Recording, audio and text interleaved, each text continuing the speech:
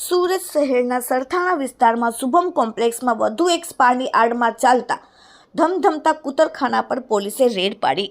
પોલીસે 5 મહિલા અને 2 ગ્રાહકોને ઝડપી પાડ્યા.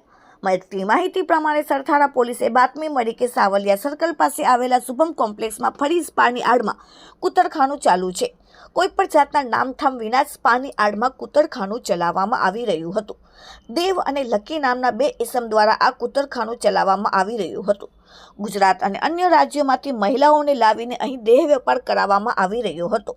સરથાણા પીઆઈ એમ.બી. ઝાલા સહિતના પોલીસ જવાનોએ સાવલિયા સર્કલ પાસે શુભમ કોમ્પ્લેક્સના સ્પાની આડમાં કૂતરખાના પર રેડ પાડી. પોલીસે અચાનક રેડ પાડતા સ્પામાં હાજર લોકોમાં ભાગદોડ મચી. સ્પાના પાછળના ભાગે બારીમાંથી 2 સંચાલક તેમજ એક યુવતી કૂદીને ફરાર થઈ જતા યુવતીએ પોતાનું બેલેન્સ ગુમાવતા જમીન પર નીચે પડતા યુવતીનું પગ તૂટી જતા તેને તાત્કાલિક હોસ્પિટલ ભેગી કરવામાં આવી, જ્યારે 2 સંચાલક ભાગી જવામાં સફળ થયા.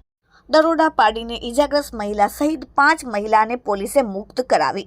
આ સાથે પોલીસે ગુનો નોંધીને આગળની તપાસ શરૂ કરી છે. 2 ગ્રાહકોને પણ પોલીસે ઝડપી પાડ્યા છે, જ્યારે લકી અને દેવ 2 સંચાલકને પોલીસે વોન્ટેડ જાહેર કરેલ છે.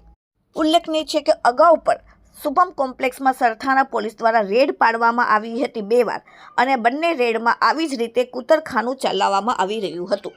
Bureau report, daily India TV, Surat.